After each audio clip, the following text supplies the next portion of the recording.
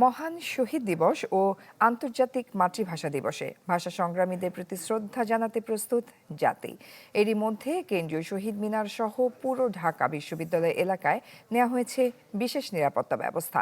২১-এর প্রথম প্রহরে শ্রদ্ধা জানাবেন রাষ্ট্রপতি ও প্রধানমন্ত্রী। এরপর ফুল দিয়ে শ্রদ্ধা জানাবেন সর্বস্তরের মানুষ। ঢালাইয়ে দৃঢ়তা, নির্মাণে নিশ্চয়তা। প্রিমিয়ার সিমেন্ট, ঢালাইয়ের রাজা। সেজে উঠেছে স্মৃতির শহীদ মিনার। বাঙালি জাতির অন্যতম শ্রেষ্ঠ অর্জনে ভাষা সংগ্রামীদের ত্যাগের প্রতি শ্রদ্ধা জানাতে প্রস্তুত জাতি।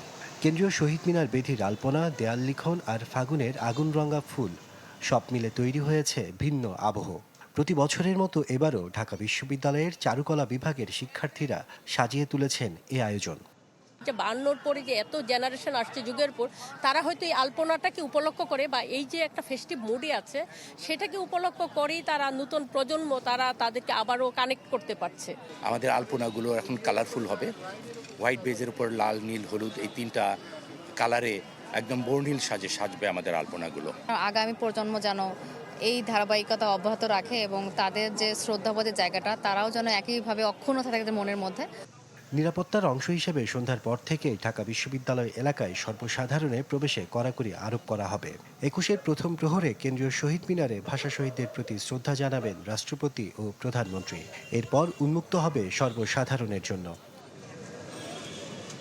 মহান শহীদ দিবস ও আন্তর্জাতিক মাতৃভাষা দিবসের অনুষ্ঠানকে নির্বিঘ্ন করতে ডিএমপি ও র্যাবের পক্ষ থেকে কয়েক স্তরের নিরাপত্তা নিশ্চিত করা হয়েছে। প্রশাসন বলছে নেই কোনো নাশকতার শঙ্কা।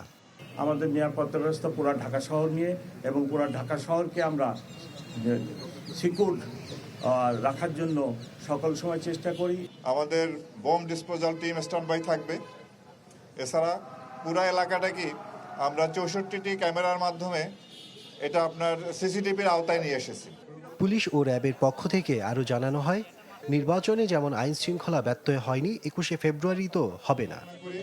এবং যারা আশরাফুল আলম আকাশ, চ্যানেল 24, ঢাকা।